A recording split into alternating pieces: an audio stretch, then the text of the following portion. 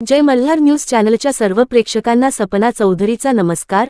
नंदुरबार नगरपालिकेच्या कामकाजात अनेक बेकायदेशीर कामे केली जात असून विरोधी पक्षाच्या नगरसेवकांना डावलून अनेक निर्णय घेतले जात असल्याचा गंभीर आरोप भाजप नगरसेवकांनी केला आहे। नगरपालिका सभांचे कामकाज पारदर्शक असावे, पत्रकारांना प्रवेश देण्यात यावा आणि सभांचे चित्रीकरण करण्यात यावे अशी मागणी करत प्रसंगी जिल्हाधिकारी कार्यालयासमोर तीव्र आंदोलन करण्याचा इशाराही त्यांनी दिला। नगरपालिकेतील विकासकामांसाठी 10 लाख रुपयांच्या आतील तसेच 10 लाख रुपयांपेक्षा अधिक रकमेच्या टेंडरसाठी ठराविक प्रक्रिया राबविण्यात येते, मात्र नंदुरबार नगरपालिकेत सर्व नियम डावलून सभा व कामकाज सुरू असल्याचा आरोप भाजप नगरसेवकांनी केला। सत्ताधारी नगरसेवकांकडून नियमांची पायमल्ली केली जात असून स्थायी समितीच्या बैठकीत बेकायदेशीरपणे कार्योत्तर मंजुरी देण्यात आल्याचेही त्यांनी म्हटले। आधी कामे करून घ्यायची आणि नंतर टेंडर मंजूर करायचे असा नवा पायंडा पाडला जात आहे।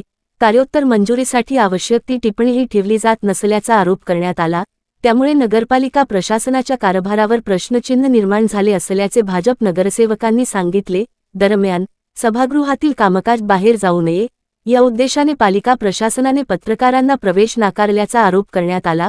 पत्रकारांना स्थायी समितीच्या बैठकीत प्रवेश मिळावा यासाठी जिल्हाधिकाऱ्यांनी आदेश काढलेले असतानाही मनमानी पद्धतीने निर्णय घेऊन पत्रकारांना प्रवेश नाकारण्यात आल्याचा दावा भाजप नगरसेवकांनी केला। पत्रकार हे समाजाचा आरसा असून सभागृहात घडणाऱ्या घडामोडी जनतेपर्यंत पोहोचविण्याचे काम ते करतात, त्यामुळे नगरपालिका कामकाजात पारदर्शकता राखण्यासाठी पत्रकारांना बैठकीत प्रवेश देणे आवश्यक आहे, असे त्यांनी स्पष्ट केले। पत्रकारांना प्रवेश नाकारण्याच्या निर्णयाचा निषेध करत या संपूर्ण प्रकरणाची जिल्हाधिकाऱ्यांकडे लेखी तक्रार करण्यात येणार असल्याचे त्यांनी सांगितले।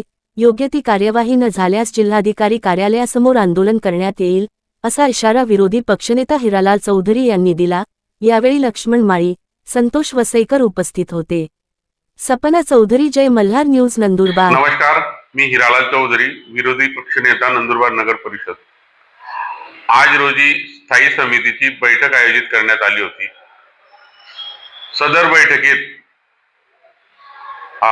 पत्रकारांना प्रवेश, चित्रीकरण हे करण्याचे आदेश माननीय जिल्हाधिकाऱ्यांनी 6 मे रोजी दिलेले होते, परंतु सत्ताधारी याची पायमल्ली मागील स्थायी समितीच्या प्रत्येक बैठकीत केले होते। मी मागच्या स्थायीलाही या ऑब्जेक्शन घेतलं होतं की पत्रकारांना येऊ द्या, आणि त्यावेळेस मुख्याधिकाऱ्यांनी सांगितलं की पुढच्या वेळेस आम्ही चित्रीकरणही करून पत्रकारांनाही एंट्री देऊ, परंतु यावेळेस सुद्धा चित्रीकरण नाही आणि पत्रकारांना प्रवेश नाही।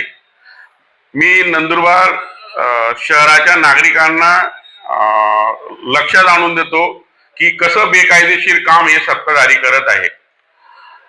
कार्योत्तर मंजुरीच्या नावाखाली अगोदरच टेंडर प्रोसेस करून घेते आणि 10 लाखाच्या आतले विषय हे स्थायी समितीत यायला पाहिजे, त्याचे वरचे विषय हे जनरल बोर्डला यायला पाहिजे। पत्रकारांना प्रवेश नाकारण्याचे कारण म्हणजे की बेकायदेशीर कृत्य करता येईल, जेणेकरून पत्रकारांना माहिती पडलं म्हणजे नागरिकांच्या समोर जाईल। कार्योत्तर मंजुरी म्हणजे एखादा इमर्जन्सी विषय असेल त्याला कार्योत्तर मंजुरी देऊन ते काम करता येतं। ह्या अजेंड्यात 15 विषय आहेत, त्याच्यापैकी 7 विषयांना कार्योत्तर मंजुरी घेतलेली। कार्योत्तर मंजुरी म्हणजे पहिले टेंडर देऊन दिलेलं आहे, पहिले टेंडर पास करून घेतलंय, इथं फक्त मीटिंग मध्ये एक नॉर्मल प्रोसेस करतायत। ही बेकायदेशीर ही सगळा प्रकार चालला होता।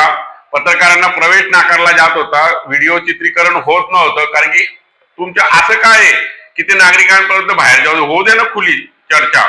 चित्रीकरण झालं असतं तर यांच्या आज जे हे कामकाज चालतं ते लोकांसमोर येणार नाही, आणि त्याला मी विरोध केला। या सर्व प्रक्रियेचा निषेध म्हणून मी आज या बैठकीच्या सभात्याग केलेला आहे।